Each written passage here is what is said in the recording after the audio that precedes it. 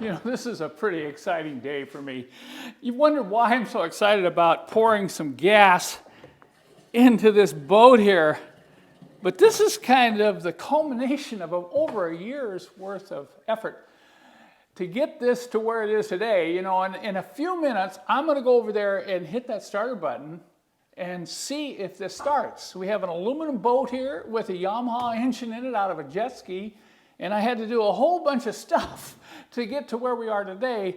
And I'm kind of crossing my fingers. Is this thing going to start? You know, anytime I do a project like this, probably starting the engine is the most exciting part about the whole process. But before I get over there and push that button, let me take you back in time and share with you some of the things we had to go through to get to where we are today.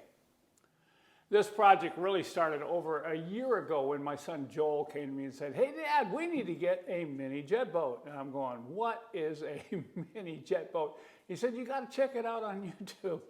So after looking at a few videos, I said, "Hey, this looks like a lot of fun." So we went off to Idaho to pick up this boat last June. It was just a haul. There's no engine in it, just a basic haul. We got some accessories. We were really impressed with the quality of the build and the welding on this boat, and we brought it back to Bellingham, and there it sat. Because the next thing was we had to find an engine. The only way you can get an engine if you want a Yamaha SVHO supercharged 1.8 liter 4-cylinder engine, you got to buy a jet ski that has the engine already in it. So we started a hunt. It took over 2 months.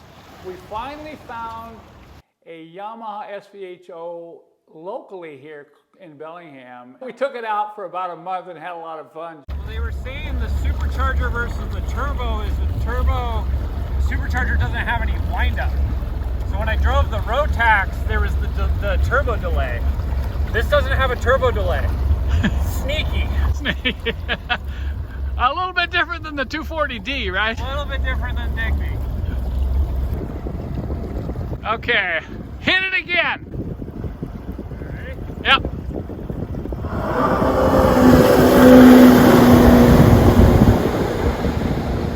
Then we said, okay, it's time to pull that jet ski out.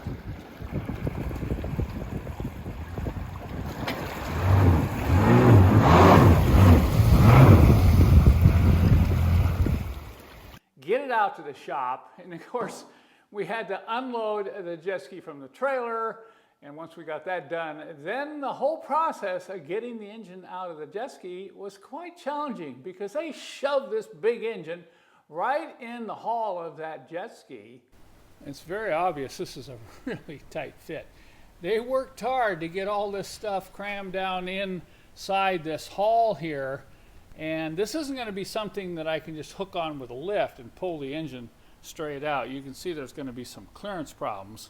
We had to unhook a lot of things, including the exhaust manifold, to get it out. We finally got everything out, and then we had to pull the jet pump because you don't just need an engine, you need a way to propel the water out of the back of the boat, and that's using the original Yamaha jet pump. And we got that all taken apart, all the parts stripped off the jet ski. And the next thing was to install the engine into the jet boat. So Joel came out one day, and that was another exciting day when we actually put the engine down inside this boat and it actually fit. We had to change the impeller shaft, take the jet pump all apart, you know, and then we got that all together. Now we can install the jet pump assembly. We're going to just trial fit it. I won't be putting any sealant here. And we're going to get it up in there, make sure the drive shaft is the right length and that coupling lines up to it properly. And then the fun began. Then it was wiring, extending wiring, adding wiring. And I remember how much time I spent laying on my back under the dash doing the wiring in this thing. And next came plumbing, because the plumbing had to be modified as we installed a RSR intercooler, and we ran water directly from the pump up to the intercooler, and we routed a few hoses here and there. We did the River Racing coolant upgrade to give better cooling to the engine. And then we had to put the stomp grade on, and then we had to, you know, it just kind of went on and on, fitting the dash, putting the seats in. Hey, you love these seats? right out of a Mercedes-Benz. They're kind of temporary, but they're actually pretty comfortable when being in spring seat. They give you some good bouncing when you're out in rough water. So that brings us right back to today. After doing all this stuff on this jet boat, we are ready to fire it up. So you can see my layout here. I have a start button and a stop button. There's your emergency kill switch. Notice there's no key. This has a fob because there's a lot of computers connected to this engine.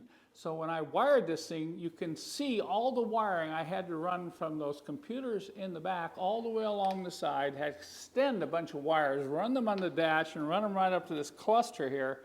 So now I'm going to turn the fob on. If I did not wire this thing properly, this is not going to work. Okay, that's the first thing. Let's see if this thing will come on.